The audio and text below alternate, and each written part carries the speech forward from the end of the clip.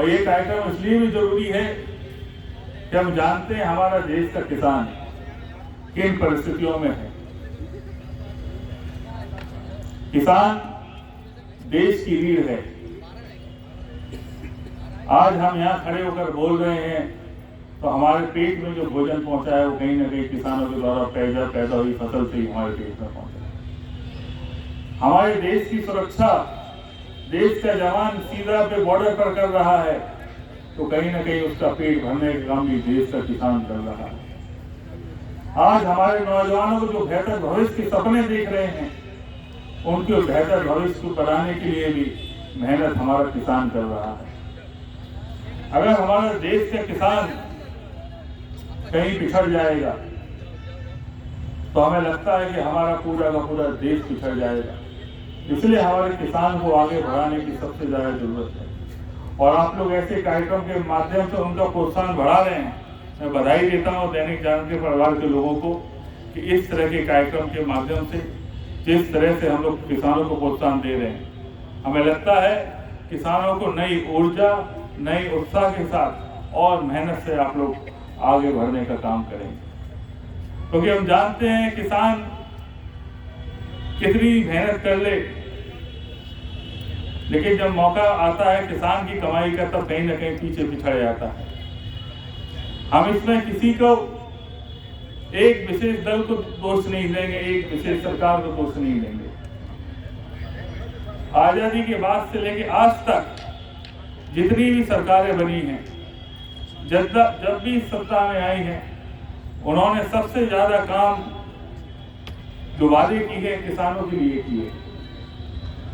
चाहे किसी की भी पार्टी रही हो आजादी से लेके आज तक, सबसे ज्यादा वादे किसानों के लिए किए, सबसे ज्यादा सपने किसानों के लिए दिखाए और जो बातें कही जाती हैं चाहे किसी भी दल की सरकार हो, मैनिफेस्टो में हमेशा किसानों को बड़ा बड़ा सपना दिखाया।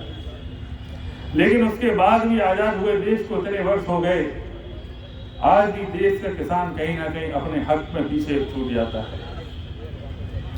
जब देश की फसल किसान के खेत में होती है तब उसे सही दाम नहीं मिलता, लेकिन वही फसल जब किसान के खेत से निकलकर गोदामों में पहुंच जाती है और गोदामों से जब बाजार में जाती है तो वही व्यापारी किसान के उस हक को मारने का काम करता है।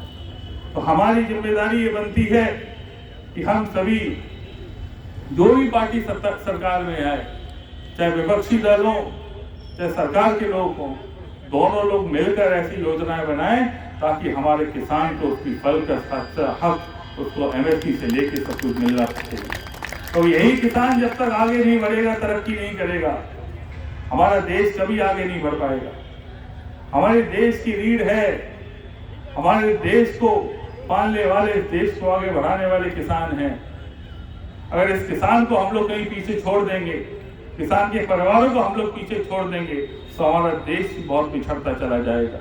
इसलिए आप लोग के इतने ऐतिहासिक कार्यक्रम के लिए मैं जागरण को बधाई देता हूँ और उम्मीद करता हूँ कि इस तरह से आप लोग कार्यक्रम लगातार आने वाले भविष्य में भी करते रहें ताकि हमारे किसान सही रास्ता, सही तकनीक, तो हम जानते हैं आजकल मॉडर्न जमाना है, लगातार नई नई तकनीकें भी आ रही हैं, तो हमारे किसानों को भी उन तकनीकों को सीखना जरूरी है।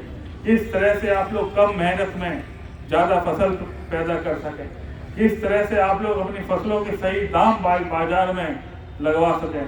इन सारी चीजों के लिए ऐसे कार्यक्रम होते रहें, आप लोग जागरूक होते रहें और इस देश के जवानों को, नौजवानों को देश के भविष्य बनाने के लिए किसानों का योगदान हमेशा सबसे पहले, सबसे आगे रहेगा। आप लोग को बहुत बहुत बधाई किसान भाइयों को। मैं जागरण के सभी परिवार के लोगों को बधाई देता हूँ, धन्यवाद देता हूँ और आप लोग को भरोसा दिलाता हूँ कि आप लोग को कहीं भी कैसी भी जरूरत हम लोगों की पड़ेगी, हम लोग हमेशा किसानों के साथ रहे हैं, किसानों की आवाज बने हैं। आने वाले भविष्य में भी जब भी किसानों के हक की कोई बात आएगी, हम सभी समाजवादी साथी किसानों के हक के लिए, किसानों के सम्मान के लिए और किसानों के बेहतर भविष्य बनाने की हर लड़ाई में उनका साथ देने का काम करेंगे। बहुत बहुत धन्यवाद, आभार। जय हिंद, जय जवान, जय किसान। बहुत बहुत धन्यवाद। एक बार जोरदार तालियां आप सभी अंशुल भैया के लिए। समाजवादी सोच यही है कि अंतिम पंक्ति के अंतिम व्यक्ति तक लाभ पहुंचना चाहिए सारी परियोजनाओं का। आइए हम सब बस आखिरी कुछ सम्मान और उसके बाद एक स्मृति चिन्ह और निर्मल जी से हम अनुरोध करेंगे।